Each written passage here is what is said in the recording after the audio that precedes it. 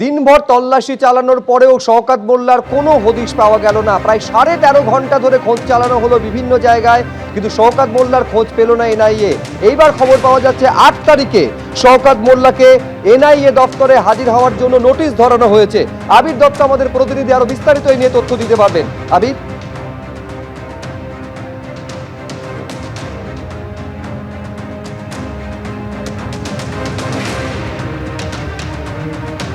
আমাদের সঙ্গে যোগাযোগ বিচ্ছিন্ন হয়ে গেছে, আরেকবার যোগাযোগ করব আবির দত্ত আমাদের প্রতিনিধির সঙ্গে। যে খবর পাওয়া যাচ্ছে যে 8ই জুন এনআইএ দপ্তরে তলব করা হয়েছে প্রাক্তন বিধায়ক তৃণমূলের শওকত মোল্লাকে। শওকতের পরিবারের সদস্যদের এই মর্মে নোটিশ ধরিয়েছে এনআইএ।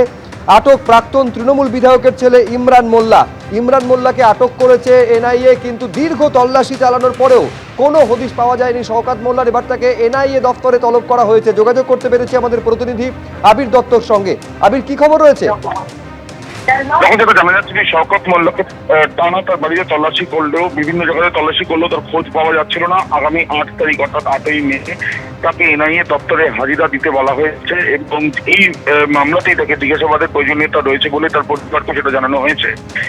আমরা দেখেছি যে তার ছেলেকে বিভিন্ন জায়গাতে নিয়ে গিয়ে তল্লাশি অভিযান চালানো হয়েছিল, কিন্তু এক ব্যক্তিকে গ্রেপ্তারও করা হয়েছে শওকতের খুব ঘনিষ্ঠ, এবং তার সাথে সাথে লালটু নামে আরেক ব্যক্তি, তাকে খোঁজ না মিললেও তার বাড়ি থেকে বেশ কিছু ডিজিটাল ডিভাইস সেগুলো ইতিমধ্যে উদ্ধার করা হয়েছে, কিন্তু শওকত মোল্লার খোঁজ পাওয়া যাচ্ছিল না। বেশ কিছু সিসি ক্যামেরার ফুটেজ খতিয়ে দেখার জন্য ডিভাইস ইতিমধ্যে বাজেয়াপ্ত করা হয়েছে বলে জানা যাচ্ছে। আগামী 8 তারিখে শওকত মোল্লাকে হাজিরা দিতে বলা হয়েছে এনআইএ নিউটাউন দপ্তরে।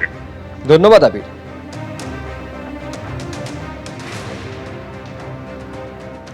ওনারা এসে কি জিজ্ঞাসা করলেন? ওনারা তেমন কিছু জিজ্ঞাসা করেনি, যতটুকু জিজ্ঞাসা করেছে আমরা যথেষ্টভাবে ওনাদের কোঅপারেট করেছি।